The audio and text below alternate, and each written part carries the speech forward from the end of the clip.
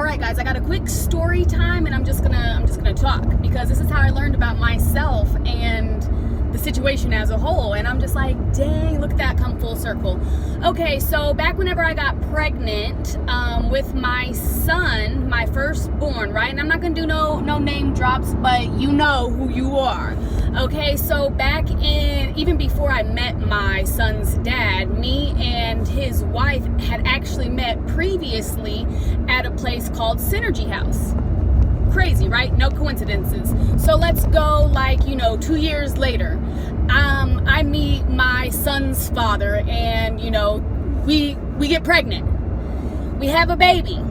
Well, at 8 months old, when my son was 8 months old, I felt it, that he was cheating. So every single day, I'm like, back then, if you sent like a chain message, you could go look at the messages and see what all numbers it was sent to, and it'd be like me, his mom, his sister, and some random number. And I'm like, who's this random number? Like, you think you're slick, but you're not, okay?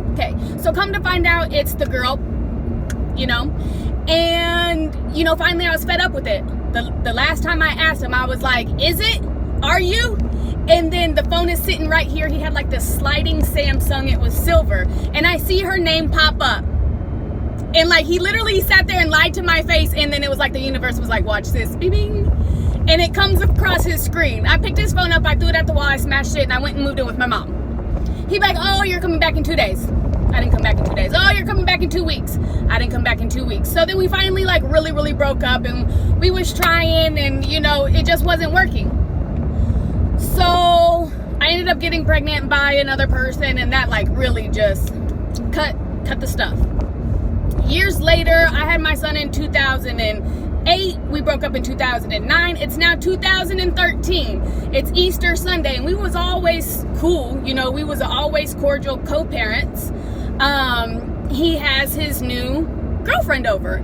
Well, this girlfriend is real familiar. The same girl from Synergy, which also knew my aunt and my cousins. Everybody just knew everybody where I was from. And it wasn't as small of a town as you think it was, but clearly it was too small. Good old Kansas City, Missouri. Now, they end up getting married. Well, we were still all trying to be cool because now, we were sharing kids' fathers, and we're just trying to do the best that we can with what we got. And she was doing me a favor later on through the years. I think this may have been 2015, 2016-ish, And she was watching my daughter that I had from another man. And I was just like, oh, I'm so grateful, blah, blah, blah, blah, blah. Well, we would hang out and stuff, all of us as a family. One night I go to pick my daughter up from work, and they were already drinking, and she had a couple beers. And she just wanted to apologize to me. And I was like, oh, this is great. I'm really deserving of this, because you kind of hurt my feelings, not gonna lie. And they say, don't let those people that hurt you back into your life, because look, they able to do the same thing. Now as she's saying this apology, my heart sunk into my butthole, because I was like, wait a second. I only thought that, you guys were cheating for these couple weeks, these couple months.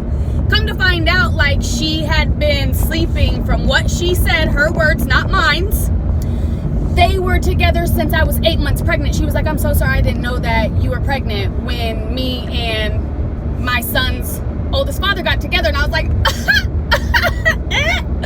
what? Hold up. So it kind of brought all the pain back, all the feels. And I think that she didn't know that I didn't know. I knew, but I didn't know, So I went home and was really just forever. I was hurt for a long time, just so y'all know, y'all hurt me.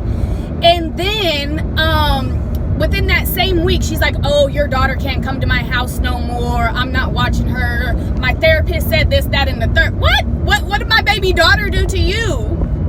But anyway, so from 2015, 16-ish until literally last year, me and my daughter were not allowed in the house because she done confessed her sins. That was supposed to be an apology, but so now in 2020, I haven't really said this out loud because I feel bad about it. I was like, watch, the same thing that you do to others is gonna happen to you. So in my 2020 journal, it says him and her I bet you, are going to get a divorce, and he adopted her daughter. And I was like, watch him have to pay child support on the child that he adopted.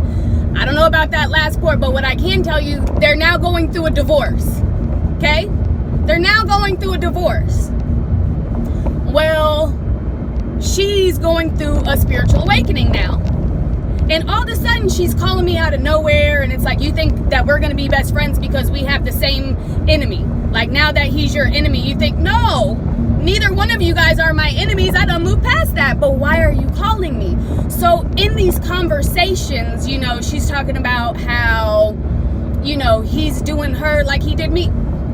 But for the last 13 years, y'all wanted to call me crazy or all these other names and say that I'm a bad mother. You wanted to like literally make my son hate me to the point still today. Me and my son do not have a good relationship. And I'm sorry, son, if you see this. There's a lot of stuff that has happened within these years behind closed doors. And I know you got questions, and here's some of your answers.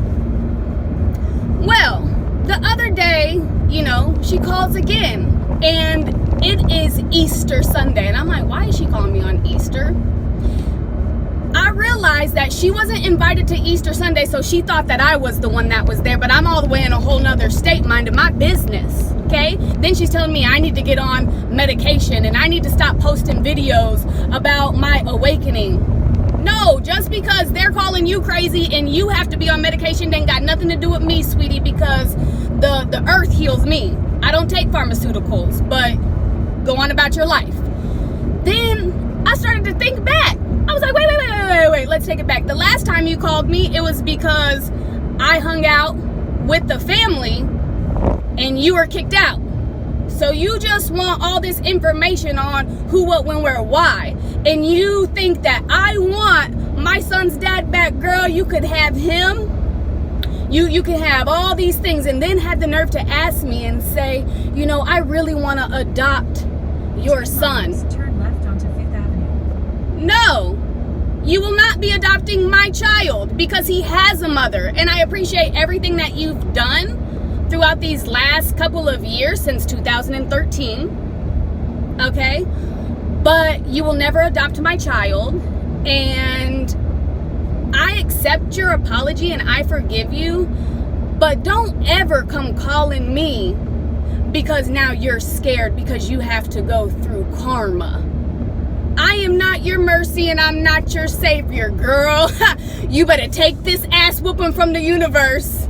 You better take this ass whooping from the universe because I had to too.